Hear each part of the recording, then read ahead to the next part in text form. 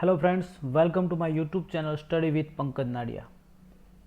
વિદ્યાર્થી મિત્રો, આજે આપણે સ્ટાન્ડર્ડ 7 ઇંગ્લિશમાં યુનિટ 1ની એક્ટિવિટી 8 અને ત્યાર પછીની એક્ટિવિટીઝની વાત કરીશું.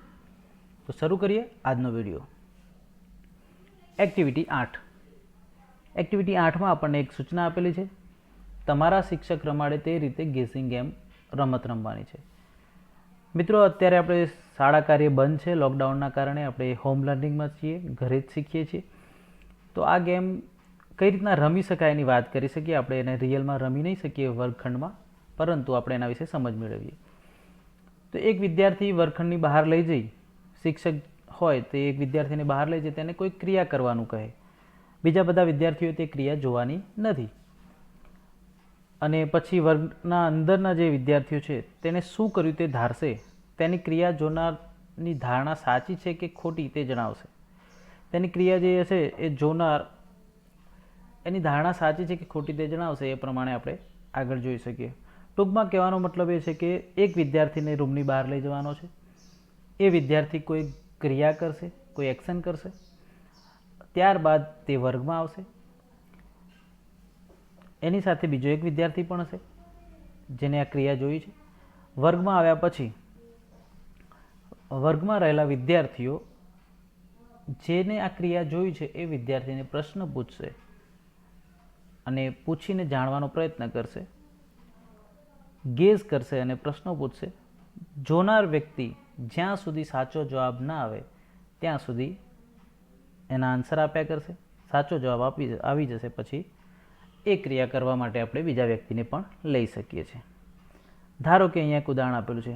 વર્ગની અંદરના વિદ્યાર્થીઓ, માની લો કે વિદ્યાર્થી બહાર જઈને જમ્પની ક્રિયા કરે છે, એક્શન કરે છે, જે અંદર રહેલા વિદ્યાર્થીઓને ખબર નથી, માત્ર એની સાથે રહેલ તેને જોનાર વિદ્યાર્થીને જ ખબર છે.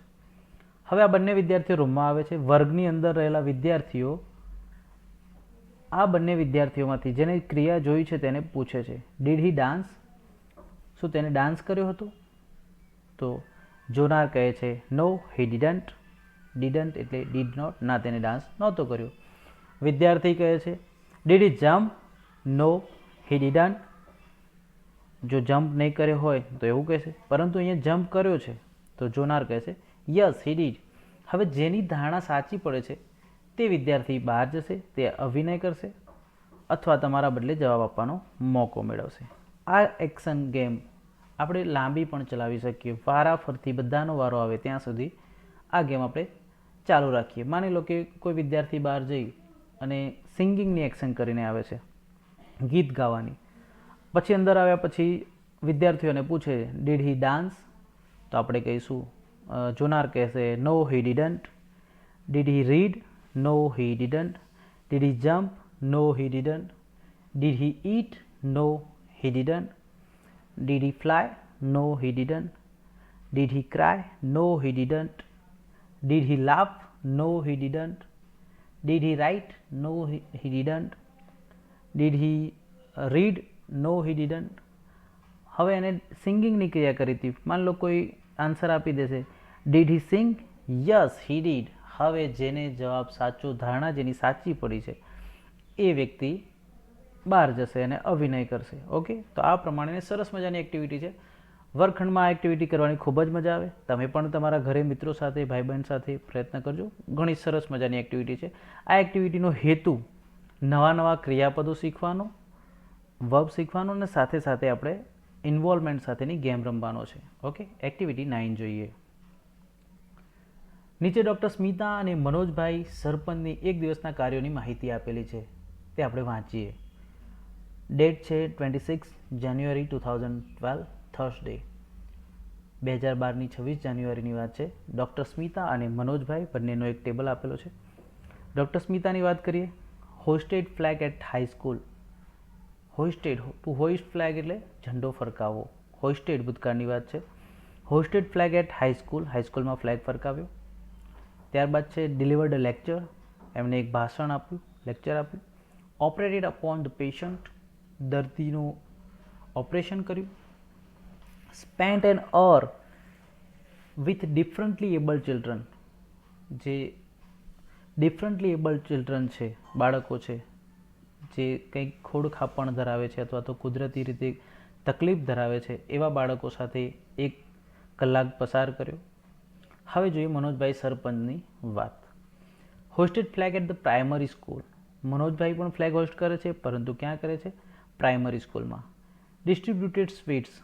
એ સ્વીટ ડિસ્ટ્રીબ્યુટ કરે છે, વહેંચે છે. ઇનઓગોરેટેડ અ ડેરી. ઇનઓગોરેટ એટલે ઉદ્ઘાટન કરવું. ઈડી લાગેલું છે, ભૂતકાળનું રૂપ છે, એટલે ડેરીનું ઉદ્ઘાટન કર્યું. Talk with the head teacher about the school progress. અને મુખ્ય શિક્ષક સાથે, પ્રિન્સિપલ સાથે સ્કૂલ પ્રોગ્રેસ, શાળાના વિકાસ વિશેની વાતચીત કરી. તો અહીંયા બધામાં આપણે ભૂતકાળ છે, ખાસ ધ્યાન રાખવાનું છે. ઈડી લાગેલા છે એટલે ભૂતકાળના સ્વરૂપ છે. અહીંયા ઈડી નથી લાગેલું સ્પેન્ટમાં, પરંતુ અમુક ક્રિયાપદોમાં ઈડી લાગતા નથી હોતા, એનો અલગ જ ફોર્મ બનતું હોય છે. તો અહીંયા સ્પેન્ડ એટલે પસાર કરવું, ખર્ચ કરવું, એનું ભૂતકાળનું રૂપ સ્પેન્ટ થાય છે. ઓકે, હવે આપણે આગળ જોઈએ. Now read the following sentences carefully and fill in the blanks. નીચે આપેલા વાક્યો આપણે ધ્યાનપૂર્વક વાંચવાના અને ખાલી જગ્યાઓ પૂરવાની છે. જે ખાલી જગ્યાઓ આપણે આ જે ચાર્ટ આપેલો છે, આ કોઠો, આ ટેબલ આપેલો છે મનોજભાઈ અને ડૉક્ટર સ્મિતાનો, એના આધારે પૂરવાનો છે. જોઈએ આપણે. First blank. Doctor Smita hosted the flag at the high school. Did doctor Smita hoist the flag at the high school? ખાસ ધ્યાન રાખવાનું છે વિદ્યાર્થી મિત્રો, અહીંયા વાક્ય શું છે? Doctor Smita hosted the flag at the high school.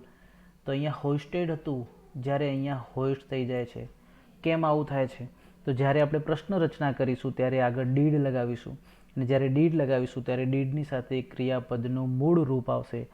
સાદી ભાષામાં સમજીએ તો અહીંયાથી ઈડી નીકળી જશે. ઓકે, સમજ પૂરતું તમને સમજણ પડે એ માટે સમજાવીએ તો અહીંયાથી ઈડી નીકળી જશે, એટલે કે ક્રિયાપદનું મૂળ રૂપ આવશે, જે હોઇસ્ટ છે. હોસ્ટેડ એ ભૂતકાળનું રૂપ છે. તો જ્યારે ડીડ લાગે ત્યારે ક્રિયાપદનું મૂળ રૂપ લગાવવાનું હોય છે, એટલે આપણે અહીંયાથી હોસ્ટેડમાંથી હોસ્ટ થઈ જશે. ખાસ ધ્યાન રાખો. તો અહીંયા વાક્ય શું બને છે? Did doctor Smita host the flag at the high school? હવે એનો આન્સર છે હા. Yes she did. Yes she did. સામે આપણે આ જે વાક્યો છે, 3 વાક્યોમાંથી જે તારણ કાઢીએ છીએ તે છે ડીડ. ડીડ આવી ગયું અહીંયા વાક્યમાંથી, કારણ કે આપણે પ્રશ્ન બનાવવો હતો તો ડીડ મૂકવું પડ્યું. ક્રિયાપદ શું હતું? હોસ્ટેડ હતું. તો આ હોસ્ટેડ શબ્દ અહીંયાથી આપણે જે ક્રિયાપદ ભૂતકાળનું લીધું હતું, તો એને જુદો પાડીને આપણે જ્યારે બનાવીએ છીએ તો ડીડ અને હોસ્ટ થઈ ગયું. તો આ ધ્યાન રાખવાનું છે. હોસ્ટેડમાંથી ડીડ અને પછી અહીંયા હોસ્ટ. ઓકે, હવે સેકન્ડ જોઈએ. મનોજભાઈ ડિસ્ટ્રીબ્યુટેડ સ્વીટ્સ. અહીંયા આપણને આપ્યું છે ડિસ્ટ્રીબ્યુટેડ, આપણે અહીંયા લખી દઈએ છીએ ડિસ્ટ્રીબ્યુટેડ. હવે આપણે ડીડ અને ડિસ્ટ્રીબ્યુટ બંને અલગ કરી દીધા. અહીંયાથી ઈડી નીકળી ગયું, મૂળ રૂપ આવી ગયું, તો ડીડ અને ડિસ્ટ્રીબ્યુટ. ત્યારબાદ આપણે અહીંયા જે બ્લેન્ક્સ આપેલી છે પૂરવાની છે. પહેલી છે ખાલી જગ્યા ડૉક્ટર સ્મિતા ડિસ્ટ્રીબ્યુટ સ્વીટ્સ. તો ત્યાં શું આવશે? ડીડ આવશે. ઓકે, શું આવશે? ડીડ આવશે. Did doctor Smita distribute sweets. અહીંયા ઈડી નહીં લાગે, કારણ કે આગળ ડીડ આવી ગયું છે. ઓકે, તો નો સી ડીડન્ટ. એવી જ રીતે ત્રીજી ખાલી જગ્યા ડૉક્ટર સ્મિતા ખાલી જગ્યા અપોન ધ પેશન્ટ. અહીંયા આપણને ખાલી જગ્યા આપેલી છે, આપણે આગળના કોઠામાં જાણીએ છીએ. Doctor Smita operated upon the patient. તો આ જે શબ્દ છે ઓપરેટેડ, તો આપણને ટેબલમાંથી, કોઠામાંથી જ આન્સર મળી જશે. Operated upon the patient. Okay, હવે એના આધારે આપણે અહીંયા ઓપરેટેડ લખીએ છીએ. ઓપરેટેડ લખીએ તો આપણે અહીંયા ડીડ અને ઓપરેટ બંને અલગ પાડીએ છીએ પ્રશ્ન બનાવવા માટે. તો did she operate. Did doctor Smita માટે આપણે સી વાપર્યો સર્વનામ. ઓકે, ડીડ સી ઓપરેટ, તો અહીંયાથી ઓપરેટ અપોન ધ પેશન્ટ. ખાસ ધ્યાન રાખજો, જ્યારે ડીડ લગાવી ત્યારે ઈડી નીકળી જાય છે, અથવા તો ડી નીકળી જાય છે, અથવા તો મૂળ રૂપ લગાવીએ છીએ. ઓકે, તો અહીંયા આવશે યસ સી ડીડ, કારણ કે તેમણે ઓપરેશન કર્યું હતું. Yes she did. ચોથી ખાલી જગ્યા જોઈએ. Doctor Smita spent an hour with differently abled children. Spent એ ભૂતકાળનું રૂપ છે, અગાઉ વાત કરી.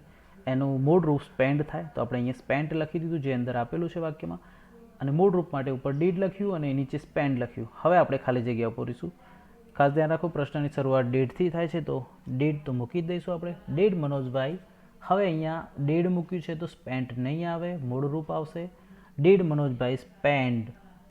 ઓકે, ધ્યાન રાખવાનું છે. Did Manojbhai spend an hour with differently abled children. So Manojbhai differently abled children સાથે એન અવર સ્પેન્ડ કરે છે? No he didn't. તો શું આન્સર આવશે? નો હી ડિડન્ટ. મનોજભાઈ સ્પેન્ડ નથી કરતા, તો નો હી ડિડન્ટ. ઓકે, 5મી ખાલી જગ્યા. મનોજભાઈ ખાલી જગ્યા અ ડેરી ઇન ધ વિલેજ. આપણને ચાર્ટમાં આપેલું છે ઇનઓગુરેટેડ, એટલે કે ઉદ્ઘાટન કર્યું. તો અહીંયા જે શબ્દ આપેલો છે આપણને ઇનઓગુરેટેડ, એ આપણે અહીં લખીશું. Okay, inaugurated. Manojbhai inaugurated dairy in the village. હવે આપણે જ્યારે ઇનઓગુરેટેડ વર્ડ કાઢી લીધો છે, ઓકે, અહીંયા સ્પેલિંગમાં થોડીક મિસ્ટેક છે. Okay, Manojbhai inaugurated the dairy in the village. તો ઇનોગ્રેટેડ વર્ડ આપણે અહીંયાથી લઈ લીધો. હવે ડીડ મૂકીશું અને અહીંયાથી ઈડી નીકળી જાય એટલે, અથવા તો ડી નીકળી જાય એટલે ઇનોગ્રેટ વર્ડ મુખ્ય ક્રિયાપદ વધશે. ડીડ મનોજભાઈ, પછી અહીંયા બ્લેન્કમાં શું આવશે? આ જે વર્ડ છે તે આવશે. Did Manojbhai ઇનઓગુરેટ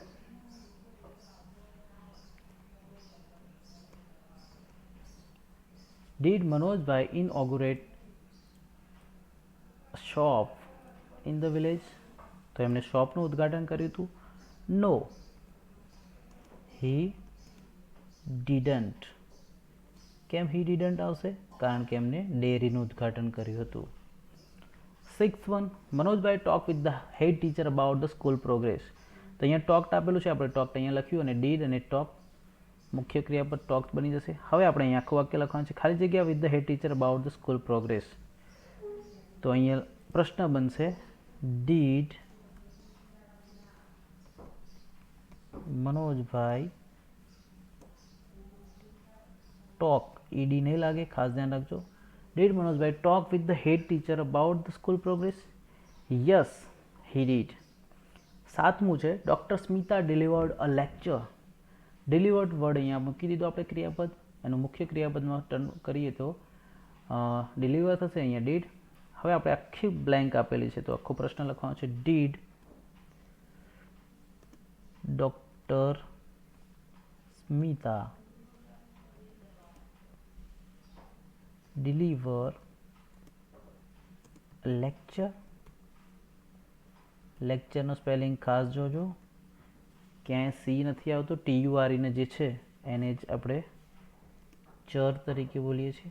okay, did doctor Smita deliver lecture? Yes she did. હા, તેમણે આપ્યું. તો આ મુજબ આપણે પ્રશ્નો બનાવતા શીખવાનું છે. વિદ્યાર્થી મિત્રો, સરળ છે, વારંવાર જોજો, તમને સમજણ પડી જશે કે ડીડ લગાવવાથી ક્રિયાપદનું મૂળરૂપ બની જતું હોય છે, એટલે આપણે ક્રિયાપદનું મૂળરૂપ લખવાનું છે. આ ભૂતકાળના વાક્યો હતા એટલે આપણે ડીડનો ઉપયોગ કર્યો. જો વર્તમાન કાળ હોત તો ડુ અને ડઝમાં પણ આ જ નિયમ લાગુ પડે છે. જ્યારે ડુ અને ડઝ લાગે ત્યારે પણ ક્રિયાપદનું મૂળ રૂપ જ મૂકવામાં આવે છે, તો એનું પણ ધ્યાન રાખજો. એના વિશે આપણે ડિટેલમાં એક વિડીયો બનાવીશું, ડુ, ડઝ, ડીડ વગેરેના ઉપયોગથી બનતા પ્રશ્નો વિશે. આગળ જોઈએ એક્ટિવિટી 10. અહીં મનીષની 2 નોંધો ભેગી થઈ ગયેલ છે, જેમાં તેણે ગઈકાલે કરેલા અને આવતીકાલે કરવાના કાર્યની નોંધ છે. તો બંને નોંધ અલગ પાડો અને લખો. અહીંયા મનીષ નામના કોઈ ભાઈની 2 નોંધ છે જે ભેગી થઈ ગઈ છે, જેમાં તેને કાલે કરવાના અને આજે આવતીકાલે કરવાના કામોની અને ગઈકાલે કરેલા કામોની નોંધ હતી જે મિક્સ થઈ ગઈ છે. તો આપણે તેને અલગ પાડવાની છે. ટૂંકમાં ભૂતકાળનું કામ છે એક અને એક છે તે ભવિષ્યનું છે. અર્થાત ભૂતકાળની ઘટના છે અને ભવિષ્યકાળની ઘટના છે, બંનેને આપણે અલગ અલગ પાડવાની છે. વિદ્યાર્થી મિત્રો, ખાસ ધ્યાન રાખો, જ્યારે વિલ અને શેલ આવશે તો તે હશે ભવિષ્યકાળ, એટલે કે આવતીકાલની વાત હશે, ટુમોરોની વાત હશે. અને જ્યારે ઈડીવાળું ફોર્મ હશે, વોઝ વેર હશે, તો એ ભૂતકાળની રચના હશે, એટલે ગઈકાલની વાત હશે. તો એના વિશે આપણે સમજ મેળવવાની છે.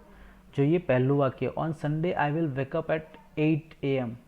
તો આ જે પહેલું વાક્ય છે એ વિલવાળું છે, અર્થાત આ શાના માટે આવશે? ટુમોરો. ઓકે, ત્યારબાદ છે I will prepare my breakfast. તો આ પણ ટુમોરોની વાત છે, આવતીકાલેની વાત છે. ઓકે, અહીંયા લખીશું.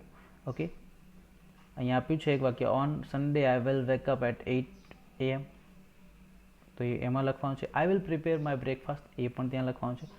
ત્યારબાદ છે I woke up at 6 AM. Woke up, to વેકઅપનું ભૂતકાળનું રૂપ વોકઅપ છે, એટલે ભૂતકાળની વાત છે, અર્થાત ગઈકાલે, તો યસ્ટરડેમાં આવશે.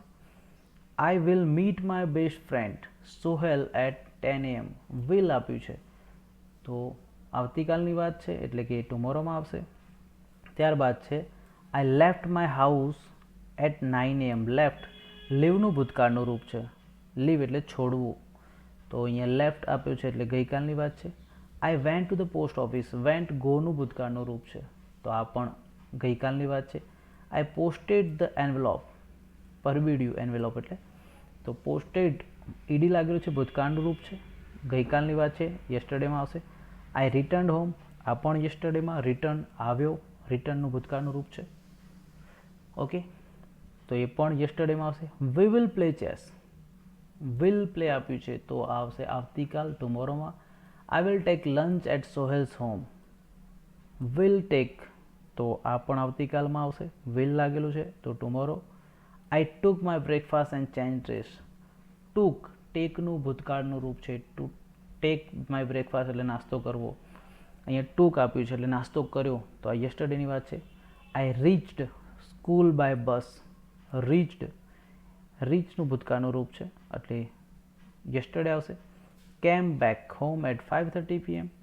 તો કેમ બેક, કમ બેકનું ભૂતકાળનું રૂપ છે, તો એ પણ યસ્ટરડેમાં આવશે. We will go for a movie. Will go, હવે તમને સમજ પડી ગઈ હશે વિદ્યાર્થી મિત્રો, જ્યારે વિલ આવે ત્યારે ભવિષ્યકાળની એટલે કે ટુમોરોની વાત છે, તો ટુમોરોમાં આવશે. I will return home at 7 PM. તો આ પણ આવશે ટુમોરોમાં. Then I watch TV and play a video games with my friends. Watched, E લાગેલું છે, ભૂતકાળનું રૂપ છે, અને પ્લેડમાં પણ ઈડી લાગેલું છે, ભૂતકાળનું રૂપ છે, તો આ ભૂતકાળની ઘટના છે એટલે કે yesterday. In the evening I took dinner. Took again ભૂતકાળ, યસ્ટરડે આવશે, with my family. After dinner I will read for some time. After dinner I will read for some time. Will read આવ્યું છે તો ટુમોરોની વાત છે. I went to bed at 10 AM. તો went એટલે ગોનું ભૂતકાળનું રૂપ છે, તો યસ્ટરડેમાં આવશે. તો વિદ્યાર્થી મિત્રો, આ પ્રમાણે આપણે જે ચર્ચા કરી એ મુજબ તમારે યસ્ટરડેના જેટલા પણ સેન્ટેન્સીસ છે તે બધા અહીંયા લખવાના છે. ટુમોરોના જેટલા સેન્ટેન્સીસ છે તે અહીં લખવાના છે. ઓકે, આ મુજબ તમારે આ એક્ટિવિટી પૂરી કરવાની છે અને શીખવાનું છે કે યસ્ટરડે હોય તો એમાં શું ફેરફાર હોય છે વાક્યમાં, અને ટુમોરો હોય તો એમાં વાક્યમાં શું ફેરફાર હોય છે. એક્ટિવિટી 11 જોઈએ. Read the following text. અહીંયા એક ટેક્સ્ટ આપેલું છે, આપણે વાંચન કરવા માટે વાંચીએ આપણે. Asma lives in Gandhinagar. અસ્મા ગાંધીનગરમાં રહે છે. વન ડે હર કઝિન રિઝવાન કેમ ધેર. એક દિવસ તેનો કઝિન રિઝવાન ત્યાં આવે છે. She went to the bus station to receive him. તે બસ સ્ટેશન જાય છે તેને રિસીવ કરવા માટે. ઓકે, અને પછી okay receive him. They return home. પાછા આવે છે. Asma open the door and. Asma દરવાજો ખોલે છે એન્ડ જોવે છે તો શું છે, let's see. Asma said, Rizwan આવો આવો, વેલકમ. રિઝવાનને વેલકમ કરે છે. Oh what do I see. અરે આ હું શું જોઉં છું. Rizwan say what is this. Is this your house Asma. આ શું છે, આ તારું ઘર છે Asma. Asma say yes unfortunately it is my house. હા, કમનસીબે આ મારું જ ઘર છે. Rizwan said but you can't arrange things like this. પરંતુ તું વસ્તુઓને આ રીતના અરેન્જ ના કરી શકે, આ રીતના ના ગોઠવી શકે. Only a monkey can do it. આવું તો કોઈ મંકી, વાંદરો જ કરી શકે. Asma said oh my god. અરે રે. The back door was not close. પાછળનો જે દરવાજો હતો તે બંધ નહોતો. I forgot to close it. હું તેને બંધ કરવાનું ભૂલી ગઈ હતી. Rizwan said oh dear look there on the tree. અરે જો ત્યાં ઝાડ ઉપર, વૃક્ષ પર. The lucky monkey is eating your potato chips. જો નસીબવાળો વાંદરો, નસીબદાર વાંદરો તારા પોટેટો ચિપ્સ ખાય છે, તારી વેફર બટાકાની ચિપ્સ જે છે એ ખાઈ રહ્યો છે. Asma says those chips were for you. એ તો તારા માટે હતી. So the monkey is luckier than you.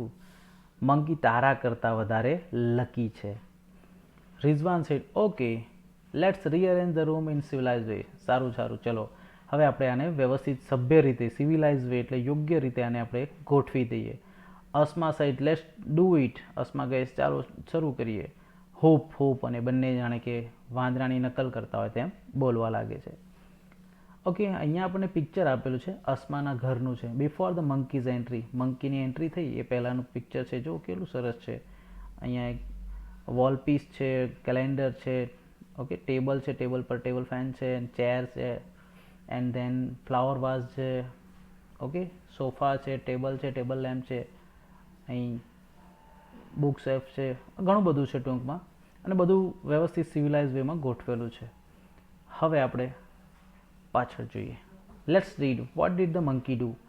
ચાલો વાંદરાએ શું કર્યું છે આ સરસ મજાના ઘરમાં તે વાંચીએ. The monkey enter the room. Monkey રૂમમાં એન્ટર થયો. It scatter all the things, અને બધી જ વસ્તુઓ આમ તેમ ફેંકી દીધી.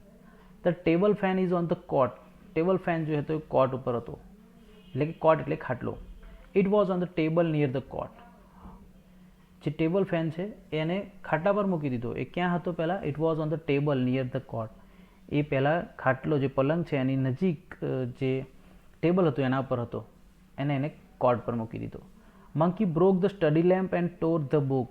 સ્ટડી લેમ્પ જે છે એને તોડી નાખ્યો અને બુક્સ જે એને ટોર. ટુ ટીયર એટલે ફાડી નાખવું, ટોર એટલે ફાડી નાખી. The monkey took out shoes from the shoe stand.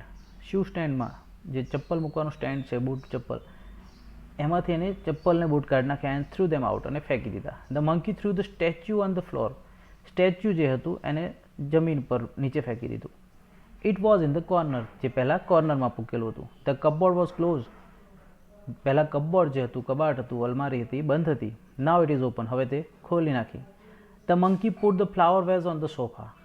It was on the stool. Stool ઉપર જે ફ્લાવર વેઝ હતું, ફૂલદાની હતું, એને સોફા પર ફેંકી દીધું.